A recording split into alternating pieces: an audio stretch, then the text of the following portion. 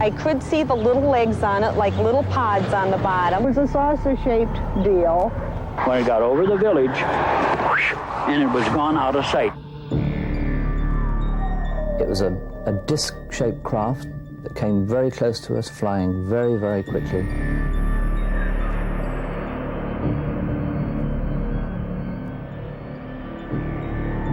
It appeared to be of a pyramid or tetrahedral shape, and it was observed by thousands of witnesses. I've seen it. I know what I've seen. I'm a believer in it.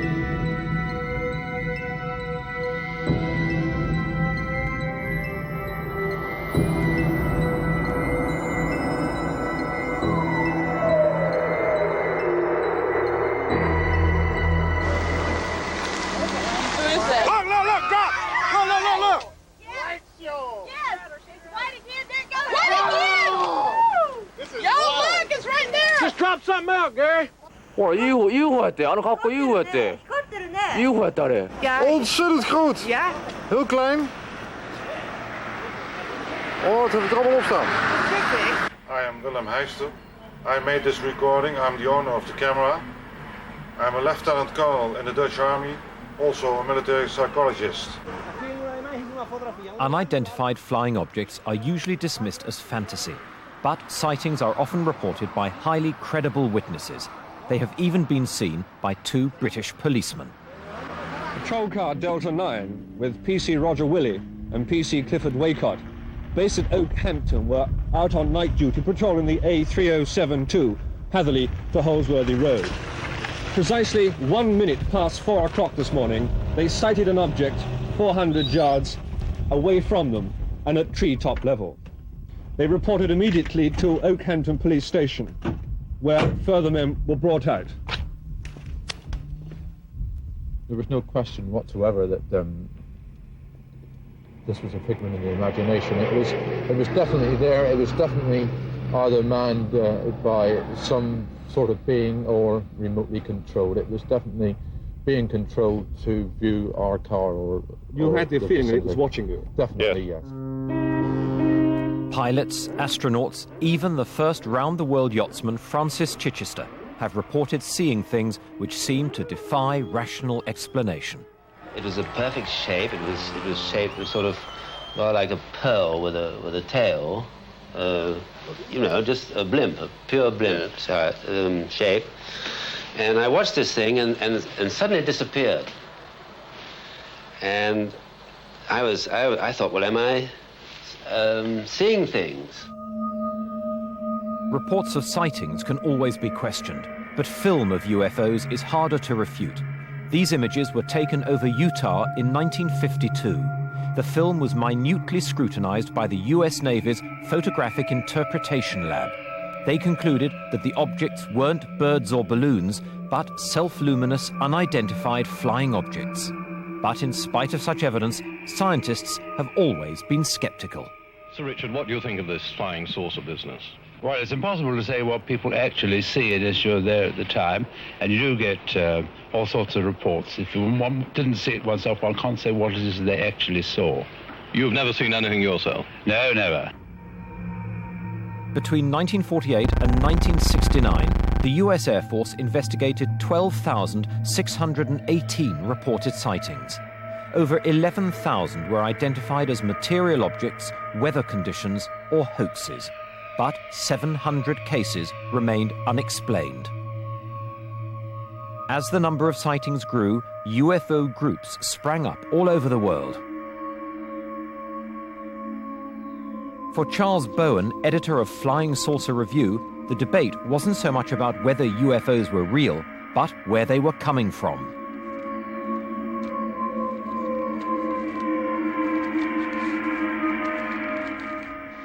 You don't think it's possible that they could come from another planet within our solar system? It is possible, but things seem to point otherwise. This means they come a very long way. Indeed. You think this is still quite possible? This is several light years, isn't it, from the nearest? Well, we must get round to the way of thinking in terms of non-man-made machines, something more sophisticated than we have ever produced. This film was shot in the United States in 1965. The image became world famous overnight. But was it genuine or a hoax? Like so much of the visual evidence, it's hard to prove one way or the other. Mr. Trench, most people like yourself who have come to believe in flying saucers seem to be, in a sense, uncritical, in that they say, right, we accept all the sighting reports we've seen, we accept the films we've been shown, but they haven't, on the whole, got their own first-hand experiences. Have you? Have I actually seen one? Yes, I have seen one. I saw one in 1963 in London from my flat. One that satisfied you beyond all reasonable doubt? Yes, to the best of my knowledge, it was nothing that could be rationally explained as being from this earth.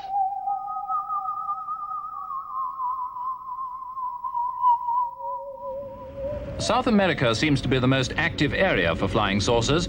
Ufologists believe the spacemen may even have bases there in the Mato Grosso and the Andes, and even underwater along the Atlantic coast of Patagonia. In France, an investigator discovered that reported sightings for one September night in 1963 fell in an absolutely straight line from Bayonne to Vichy. Ufologists have since used that method to work out two lines of orbit which, they reckon, link the areas of maximum flying saucer activity.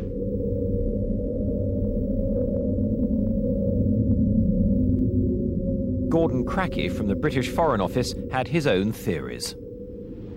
I think that there is more than one type visiting us. I think there are at least 5. I'm talking of types of beings, not types of craft. There are about 30 types of craft. I think a minimum of 5 types of beings are coming, and possibly 8. And I think that some of them may be friendly and some may not be.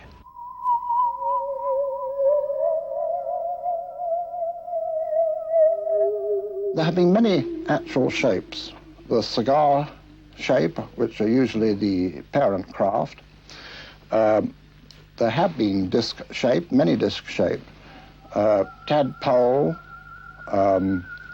heel, like that in a man's shoe, bubble, triangular, and so on. The most disturbing theory of all is that the men in the flying saucers are our own descendants, perhaps centuries in the future, who found a way of breaking through the time barrier to visit their own past, which is our present. It is part of modern astronomy, isn't it? It's accepted by modern astronomers that it's possible that there are many planets in our galaxy that could sustain our kind of life, or life similar to ours. Oh yes, in our galaxy, but not in the solar system. This makes an enormous difference about the travel time. If the thing is many thousand light years away from here, or many million light years away from here, even if you move with the speed of light, you've got to be many million years old to get here. Friendly or not, in the United States, the military faced growing criticism from the public and the media for not taking the subject seriously. In 1966, the US Air Force tried to silence its critics by asking the University of Colorado to conduct the most exhaustive scientific study of the UFOs ever undertaken. Their aim was to put an end to speculation and clear the air of flying saucers once and for all.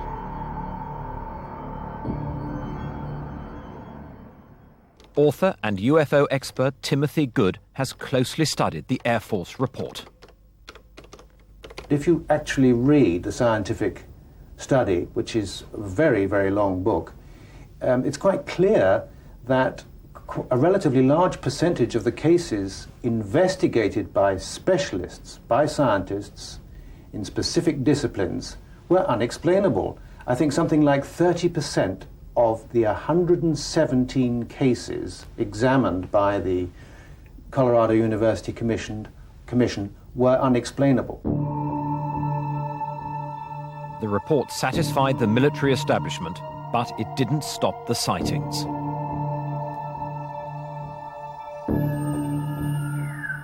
UFOs continue to be seen around the world, no more so than over the small English town of Warminster.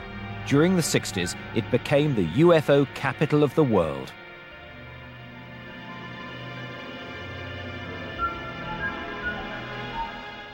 A lot of people reported these strange clatterings on roofs, which, as I say, is often the onset of poltergeist activity. In other situations, it would be looked at in that way. And there were many sightings of people outside the towns. People would be sort of walking in the fields, and they'd see someone who would just fade away or disappear, very ghost-like. A worried town came together at a public meeting. Firstly, let me thank you all for coming along this evening, and I hope that what will prove a constructive meeting. It is perhaps appropriate if I first give some background information to clarify the aims of this meeting. I called the meeting because some people said they'd seen things, and in the local paper they'd written a letter, and then some other individuals ridiculed these good people, saying they ought to take more water with the whiskey. Many of our townspeople have been frightened by unusual sounds. If tonight we can contribute something constructive to the explanation of these phenomena, it might be able to assure these people who have nothing to be alarmed about. The meeting was riotous. You couldn't get into the town hall. The main street was festooned with people. Personally, I had to have a police escort to get in. One night back in the summer, it could have been the 11th of August, I heard a sound that was really horrible, what I would have said was a Commonwealth Garden helicopter sitting only a few feet up above the houses in the town. At 3:45 in the morning, I was wakened by this dreadful droning sound. Would like to speak up? And I went to the bedroom window, and I saw this brilliant object. It was quite low in the sky, and I live up Beacon View that way, and it seemed to be travelling very slowly, and I was petrified. I just couldn't move. I was shaking like a leaf. I just couldn't move, and it was going on for half an hour. How many people here tonight are afraid of the thing? How many of you? Was this the thing? It was photographed over Warminster by a local boy, Gordon Faulkner. From what he told me at the time, he was coming out from his house to take his camera, which was a rather nice one, a Japanese one, that time, much better than the one my daughter had. And he was bringing it down to loan it to her. And he was just coming out of his garden door, and he looked up and saw this thing across the skyline above the houses. And he thought, that's something odd, and he had to hand his camera, so he just snapped it. Didn't really think any more about it, thought, well, it was odd. But when it was developed, of course, that was the photograph that was sort of accepted all the way round. The events that so terrified the inhabitants of Warminster sparked the imagination of John Spencer, then only 11 years old. Now Vice President of the British UFO Research Association, he is still intrigued by the Warminster sightings. In terms of flying saucers pictures, it's about as good as they come, which is to say pretty bad. There's a general rule in flying saucers that the most clear pictures, usually eventually, you can find the strings that hold them up. The real ones do tend to be sort of pretty grainy, pretty blurred, because by their nature these things are reported as moving at high speed and often soundlessly and often surprisingly. So, Gordon's account is pretty well a standard one, and the picture is not surprisingly very blurred. I have to say it's a very limited picture because there's nothing else in the picture at all to give it perspective or size or distance. As almost every dimension of the thing is a guess. Armed to the teeth with sophisticated devices, the world's UFO enthusiasts flocked to Warminster.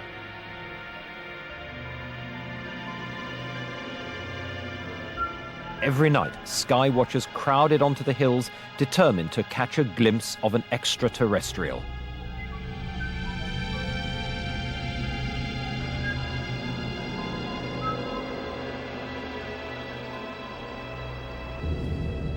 A local farmer, Molly Carey, got caught up in UFO mania. She took pity on frozen sky watchers, and her home often became an unofficial guest house. Some nights, she'd have up to 20 people sleeping on her floor. It hasn't really changed. It must have been over 20 years ago, was it?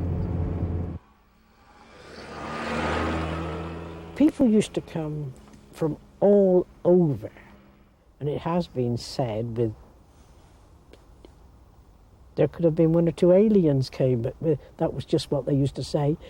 But they came from, and they were all ages, from the very young to the very old, all walks of life.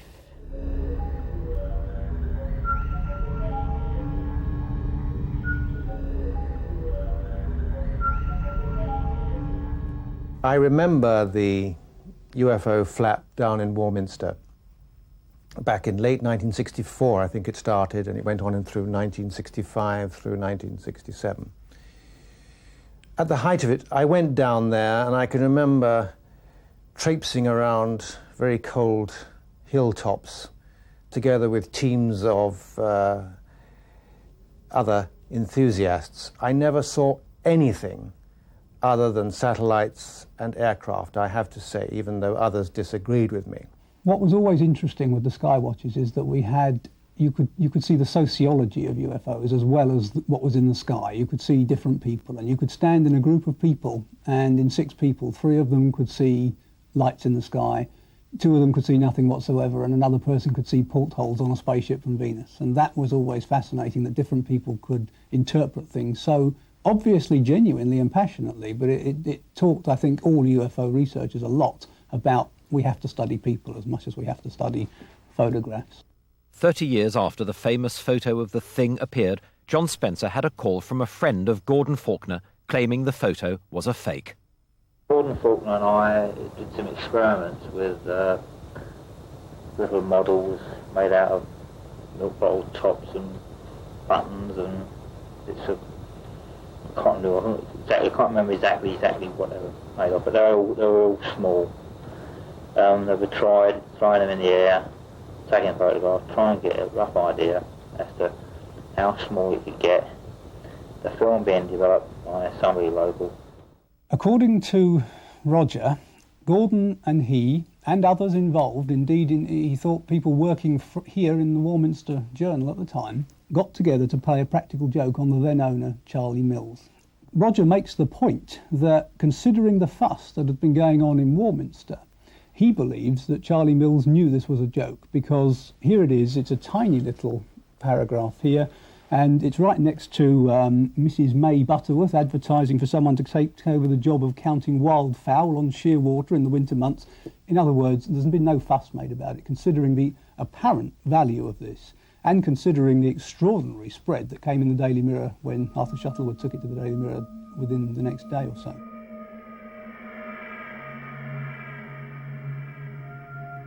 Gordon has always said that it was a genuine photograph, and I've never sort of disbelieved him, because he's a very keen photographer, does a great deal of photography. But I have never doubted him for one moment that he took a genuine photograph of something that was very odd at the time.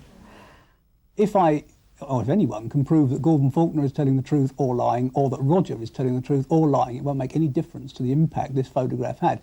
Whether it was milk bottle tops and buttons, or whether it was a genuine UFO, the picture centred attention on Warminster.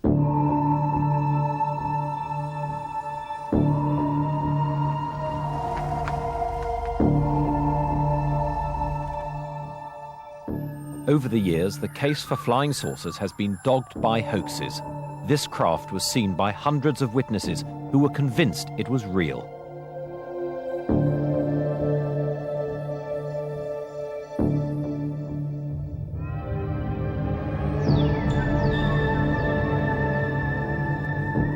In reality, it was just an elaborate April Fool's Day joke to publicise an airline. However, it showed just how easy it is to fool people into believing they have had a close encounter.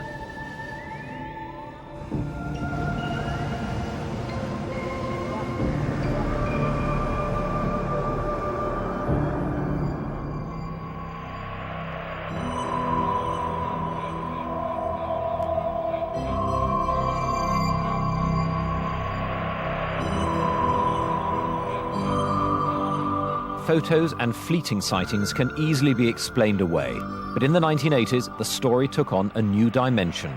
Strange crop circles began to appear in Wiltshire, England, just a few miles from Warminster, the centre of UFO activity 20 years earlier. Even some die-hard skeptics were puzzled.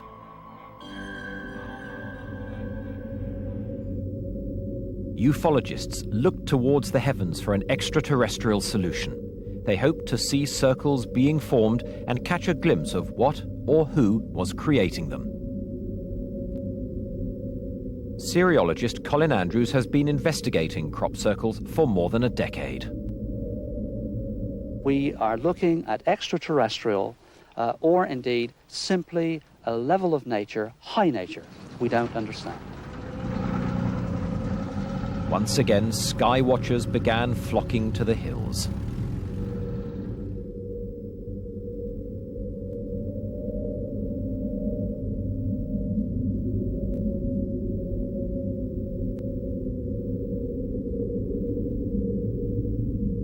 I believe that the UFO phenomena and the crop circles are totally connected, and it's to reawaken an ancient knowledge that we've forgotten.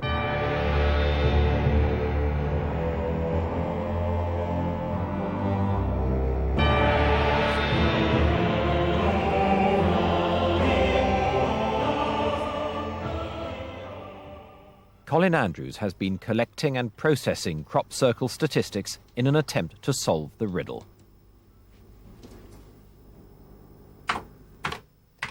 This is indeed a mystery. I've worked with at least 50 scientists and engineers on this over the last nearly 10 years, and there's nobody in the world that's anywhere near an answer to account for this. I believe we're looking at some form of intelligence.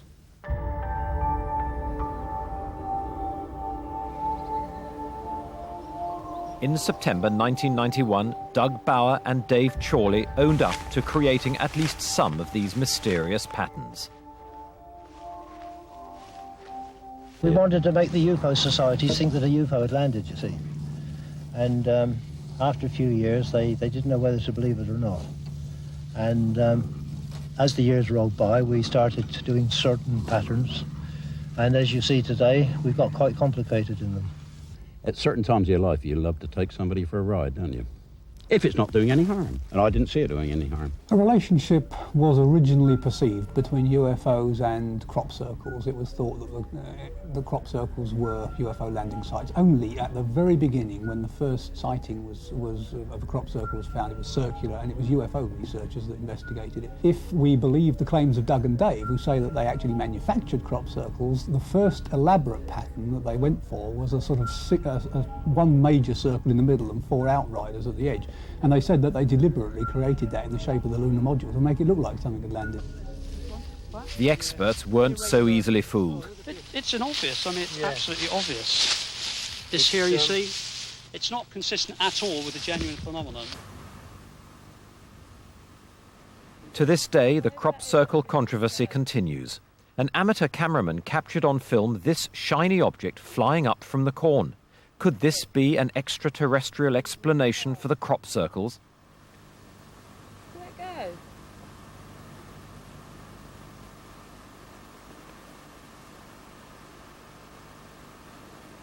No, where's that piece of paper? It's a bird. What? A shiny bird?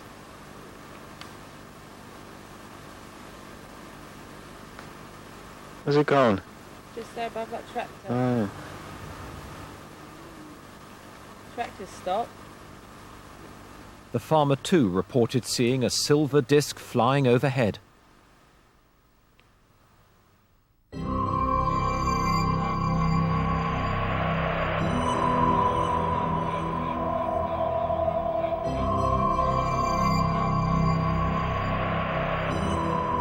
In the late 1980s, the ufologists' attention switched to Florida and the town of Gulf Breeze.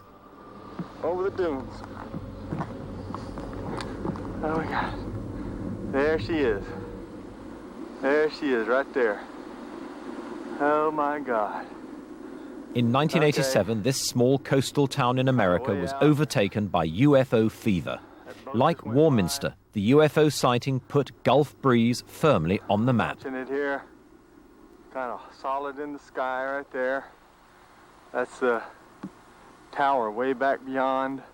Local property developer Ed Walters took this video in 1993 while walking along the Pensacola shoreline.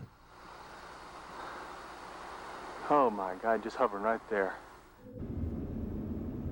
Bob Urschler, an aerospace technologist, was intrigued by the stories coming out of Gulf Breeze and went to look for himself. It was at night the first time Ed and I were driving in his truck just across the bridge here to Pensacola. And as I'm sitting in the passenger seat looking across at Ed, I noticed just out through the window this extraordinary object, really, that was just above the water. You could even see the glow of the light on the bottom of the craft reflecting off of the water surface, which was kind of ripply. And it was such a shock, really, to see exactly what was in the photographs that I had been analyzing for the past year. And I'm asking Ed, what is that? And he's looking out the window, and he's excited as I am because this is the first time anyone else has been with him when he actually saw, much less photographed, one of these objects. So he's asking me what I'm seeing, and we're describing to each other exactly what we're seeing, and this thing is just pacing along with us for about a minute and a half as we cross the bridge here and approach this hump, and then it just kind of glided over towards the shoreline, away from us and out of sight. Urschler had studied dozens of pictures of Gulf Breeze sightings. Seeing one for himself dispelled any remaining doubts about their authenticity. It was no longer an issue of, was it real? It was indeed real. It was a real solid object that could perform physical characteristics of aerodynamics that was absolutely foreign to aerospace technology as I knew it. Ed Walters took some spectacular pictures of what he saw above his home. To many people, they were convincing proof that flying saucers are real. Some months later, Ed took this video footage from his back garden. It appears to show three similar objects maneuvering behind the trees.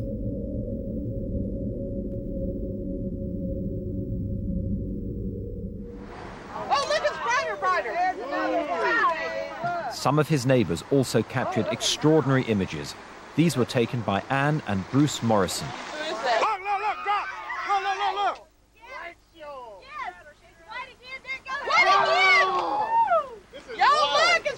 Just drop something out, Gary. Again. It's still coming down. Pictures like these were reinforced by physical evidence of inexplicable goings-on. One particular instance still stands out. December 17th of 1987 marked a threshold in the evolution of the investigation here of the UFO phenomenon in Gulf Breeze. On that night, Ed Walters, from his house just down here, got the familiar buzzing he'd been accustomed to hearing with the craft showing up, and he looked out and saw this craft right out here above the field, just a few feet above the ground. And what was remarkable about that in the photograph that followed was in the days and weeks of the investigation that followed, we had a physical phenomenon. The craft had affected the grass here and the soil in such a way that first all of the grass had turned white, and the ground itself had undergone some sort of energy exposure.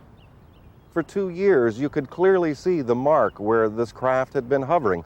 The local grounds crew here at the school had come out and put fertilizer down and seeded it and watered it and couldn't get anything to grow. And as you can see, they even recently brought in a brown type of topsoil, which is different than the white surrounding sand here. And you can see they've still not been successful in getting something to grow here in the field. Across the world, in Moscow, a group of scientists have observed similar phenomena. Professor Semyakov is a biologist. Но обычно мы стараемся, чтобы были свидетели. Значит, лучше, если бывает несколько свидетелей, которые фиксируют это место. А затем мы проводим параллельные исследования, то есть делаем биолокацию, и либо радиометрическими методами определяем место посадки НЛО. He's studied dozens of sites where UFOs are said to have landed.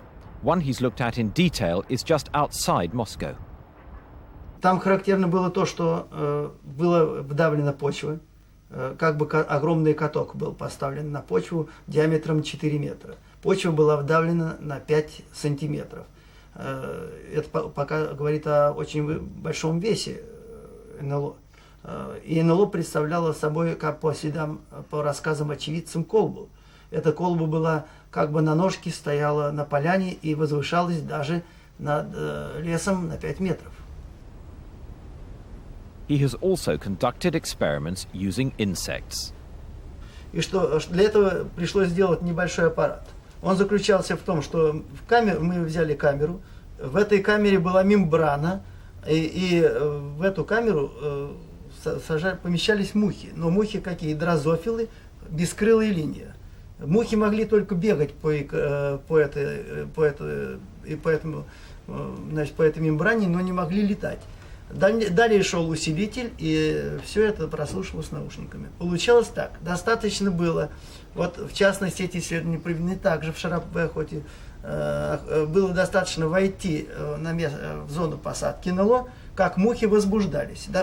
Достаточно было выйти из зоны посадки, мухи опять затихали. Обычно в темноте, в камере, в которой они находятся, они ведут себя тихо и не двигаются. Таким образом, мы можем создать и биоиндикатор, который работает на основе использования насекомых, которые очень чувствительны к различным полям и изменению полей. Many UFO sightings take place near military installations. One of the best documented was at a US Air Force base in Suffolk, England in 1980. Guards reported seeing a strange object in the forest. A patrol was sent out.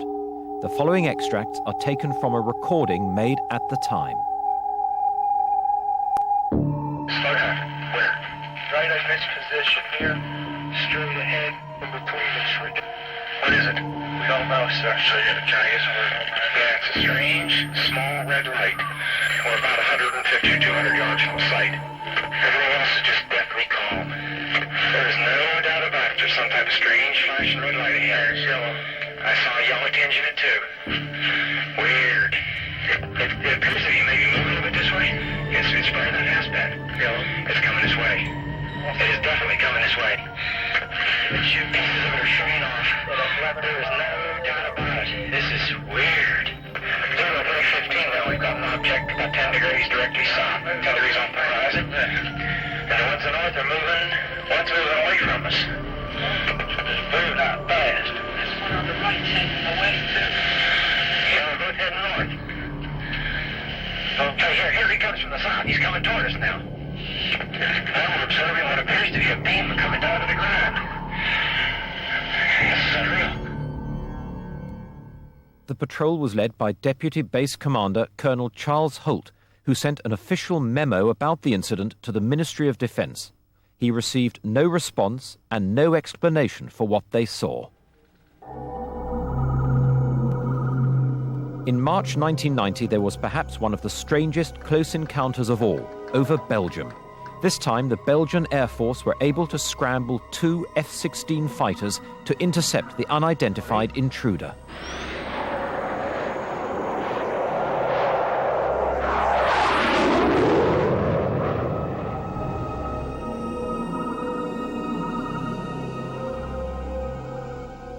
Closing on their target, the pilots locked their radar onto the object. Then something astonishing happened. Within a split second, it accelerated from 280 kilometers per hour to over 1,800 and dropped more than 1,000 meters in altitude.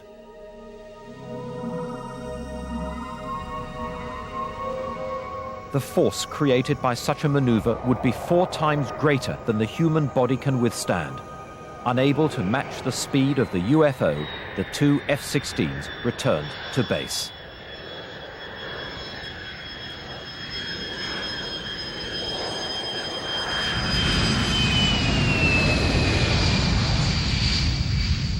But since the 1940s, over 3,500 pilots have reported seeing UFOs. Now retired, former British Airways captain Graham Shepherd can finally talk openly about his UFO experiences. On the 22nd of March 1967, we were returning from Gibraltar to London. Quite suddenly, we were aware that ahead of us was a star which was at least twice as bright as the best of Sirius or Venus. All the while it was changing colour. It was very, very bright, iridescent colours. There were greens and blues, beautiful reds. And suddenly, everything happens. It started aerobating. It was moving around the sky, doing figures of 8. It was doing loops. It was manoeuvring at a rate which is impossible, in my view, for known aerodynamic laws. And we asked Bordeaux Radar if they had any unidentified traffic, and they did confirm that they had unidentified traffic 10 miles to the west of us.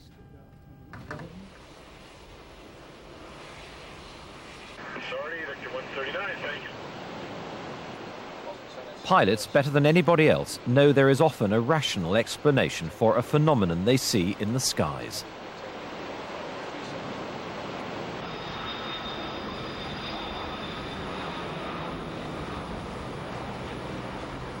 We see a number of things from the flight deck. Other aeroplanes, we see reflections from the ground. This is day and night time. Cloud formations, the effects of sunlight on cloud, ice crystals. At higher levels, it's quite common to see satellites. The visibility is excellent. It's a very wide angle of view laterally and vertically. We run a very objective, continuous check, if you like, of things that appear outside the aeroplane. And in doing so for thousands and thousands of hours, one builds up quite a bank of experience. Graham's second sighting was even more dramatic. We were on a routine daylight flight back from Scotland to London Heathrow in a Vanguard, cruising at about 24,000 feet. We just transferred from the Scottish controller to the Preston radar controller, made our normal routine radio calls, and within minutes, the Preston radar controller alerted us. He told us we have opposite direction traffic in the airway, very fast moving, unknown. Immediately, of course, we looked out of the flight deck straight ahead of us to the 12 o'clock position, and into view came a disc-shaped craft. It was shaped like a discus, shining in the sun. A more accurate description would be like a hubcap of an American car. A cupola on the top, diameter about 30 feet, in my view. I was looking down on the craft, the machine, as it came past, flying at very, very high speed. It came to within about a quarter of a mile of us. I was looking down on it, some 200 to 300 feet below us.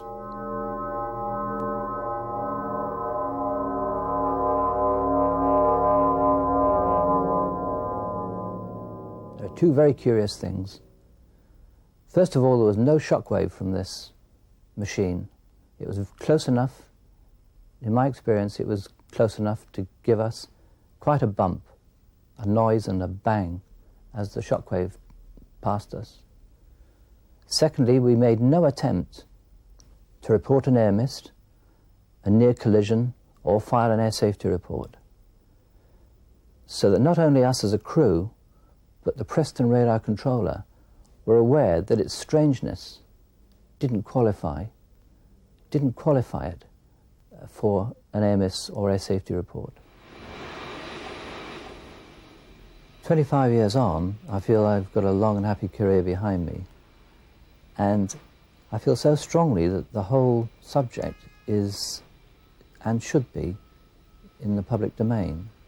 So I broke ranks, if you like, and decided to talk about it openly to the media.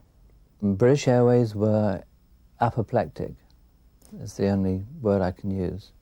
They gave me lengthy interviews, and they followed up the interviews with a letter which, in all fairness, does describe the conflict that does exist between a subject, the UFOs, which is on the fringe of believability, and the credibility of British Airways captains. British Airways want the least possible controversy. They don't want wacky captains. They don't want wacky crews. They don't want any of the aircrew involved with any subjects which have the slightest possibility of compromise.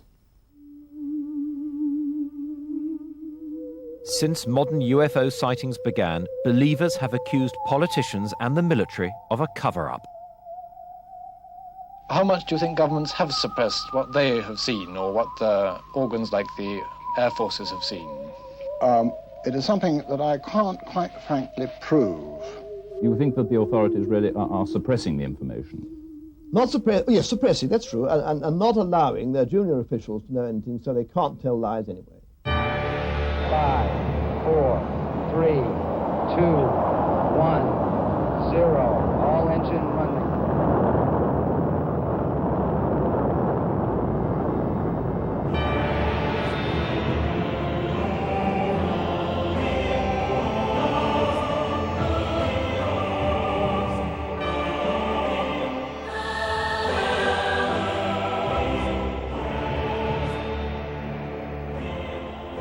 Mankind is only a fledgling traveller in space, but in just 30 years we've already landed men on the moon and sent probes to other planets. Are we really the only people out there?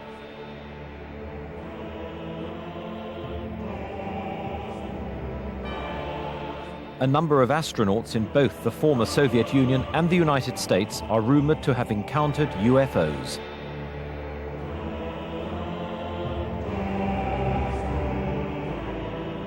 Armstrong is reported to have seen a UFO, or 2 UFOs, on the moon, together with Buzz Aldrin. And a number of people from NASA have come forward with that story, including Maurice Chatelain, who was a communications specialist who helped design the Apollo spacecraft.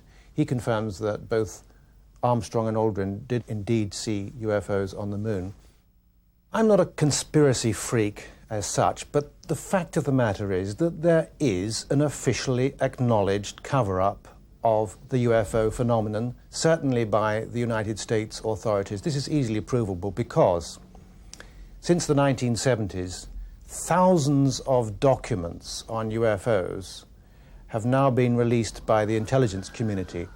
I'm talking not just about the FBI and the CIA, with which we're all familiar, but the Defense Intelligence Agency, the National Security Agency, the State Department Bureau of Research, the Atomic Energy Commission, Army, Air Force, Naval Intelligence, and several others, all of whom, with the exception of the Air Force, denied any serious involvement in UFOs and denied having any documents. But thanks to the Freedom of Information Act, we know they've been lying. In Washington, D.C., the Federation of American Scientists has been campaigning against what it sees as excessive government secrecy. One of the peculiar things about the secrecy problem is that no one really knows just how many classified documents there are. There is no inventory, there's no catalog or index.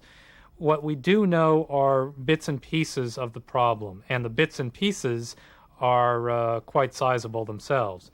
For example, the National Archives reports that it has more than 300 million pages of classified documents from before 1960 alone that are awaiting declassification review.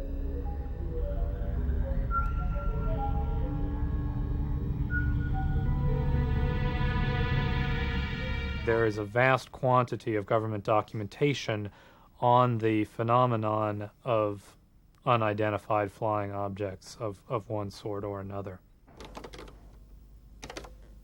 Timothy Good has had first-hand experience of official secrecy. The object that I saw in the sky here in southeast London in 1980 first appeared as a bright point of light, just like Venus or a very bright star. And at first I thought maybe this was an aircraft reflecting the last rays of the sun, because this was at about 7 minutes past 4 in the afternoon. But then I realized that it wasn't really in the right position for Venus or any other planet. It was much too bright to be a star. Somebody got videotape of it from the Sevenoaks area, and this is, I think, a 35 to 40 minute video. And that clearly shows a point of light in the sky. Unfortunately, you know, without a powerful zoom, you don't get any idea of the shape of it. I mean, that could not be a weather balloon. That's impossible. Well, it is. Because it wouldn't move up and down like that. It wouldn't keep sort of going up and then going over, reappearing, and it's sort of going in a sort of circle, wouldn't it? 40 other people reported sighting a similar object.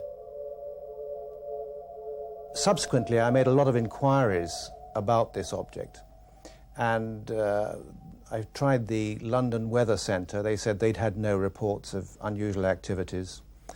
I contacted Civil Aviation Authority at Heathrow. They said that no airliners coming into or leaving Heathrow had reported sighting the object.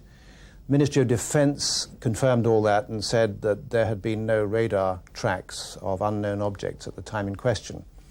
Now, that's quite possible, of course, especially if the UFO was able to disguise itself or to screen itself in some way from radar. But I am surprised that some pilots, at least, didn't report it, because it would have been seen from a very, very wide area. And I'm sure that thousands of people must have seen this thing. I mean, it was alternately hovering and manoeuvring in a completely clear sky for an hour and 10 minutes. Some of the clearest and most frequent sightings in modern times have happened in Elmwood, Wisconsin. They had so many close encounters that the town became the inspiration for Steven Spielberg's famous film. When the sun goes down over Elmwood, Wisconsin, the people of this tiny town see them. I could see the little legs on it, like little pods on the bottom. It was a saucer-shaped deal. When it got over the village, and it was gone out of sight. Oh, look, it's brighter, brighter! Almost everyone in this community of over 900 people has either seen a UFO or knows a relative who has.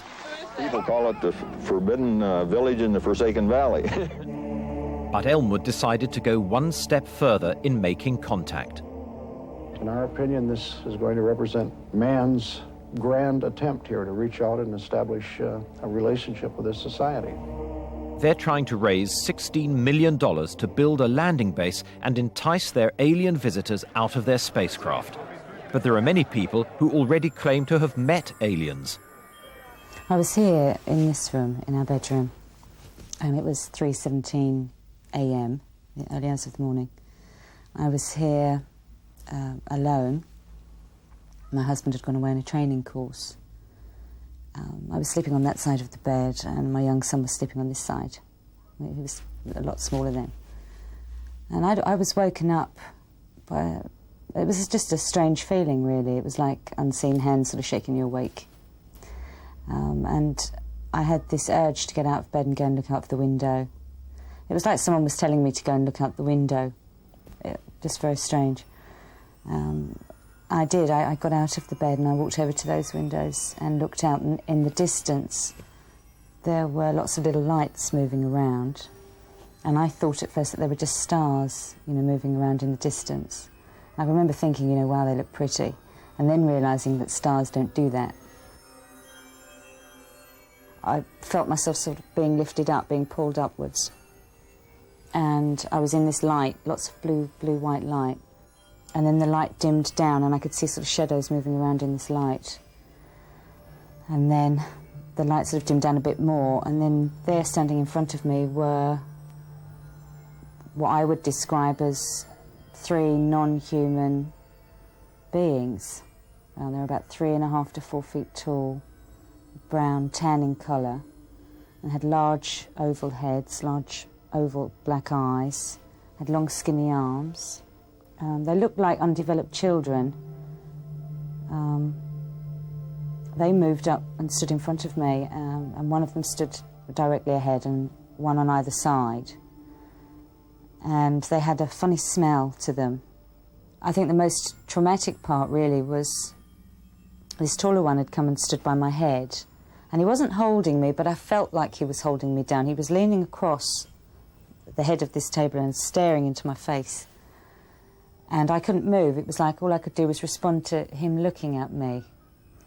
And one of the other little brown guys came over from the right, and he was holding something that looked like a single strand of fibre optic cable, and it was lit up all along its length. It didn't have a light on it or anything, it was just a light.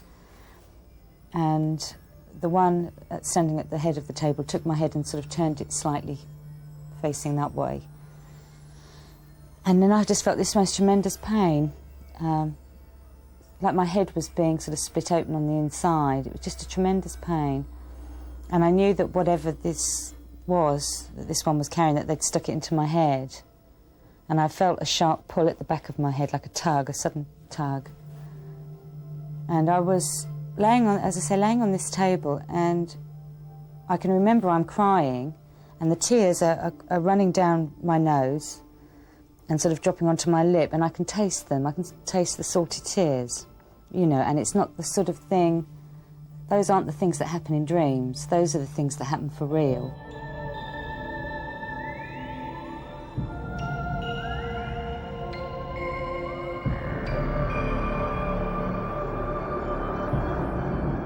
I have experienced vivid dreams like, you know, everyone else, and they remain with you for a while. In fact, they're extremely vivid. But I have never ever woken up from such a dream or a nightmare with hair missing from the back of my head, a small hole in my navel that was leaking fluid, all the bruises where this, you know, pencil thing had touched me, and this overwhelming sort of memory of smells and sounds. You know, these are real, as I say, sort of this is real sensory input here, and you just don't get that in dreams. You know, this was real. Whatever level of reality it was definitely real. The nearest star to our planet is 40,000 light years away. Even if we had the technology to get there, none of us would survive the journey. In the 1960s, NASA established the search for extraterrestrial intelligence using huge dishes to scan the airwaves. But despite a few close calls, they're still waiting to hear that vital message from the stars.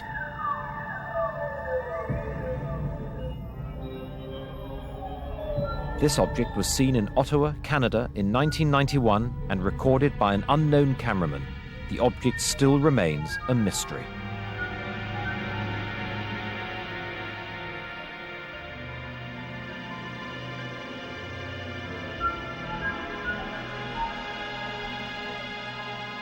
As the camera moves closer, we see what looks like the outline of a flying saucer.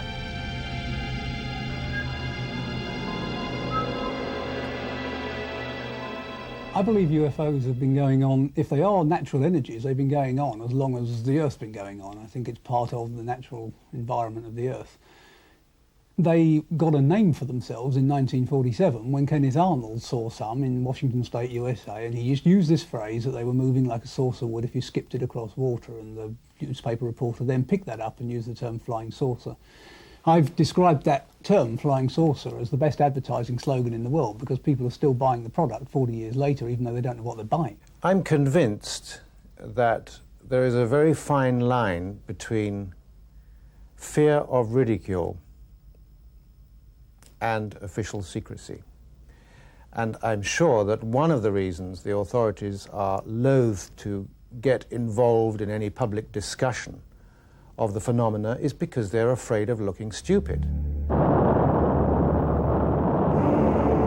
In 1977, NASA launched the Voyager space probes on a mission to travel into infinity, deep space. On board, they carry a message from the human race.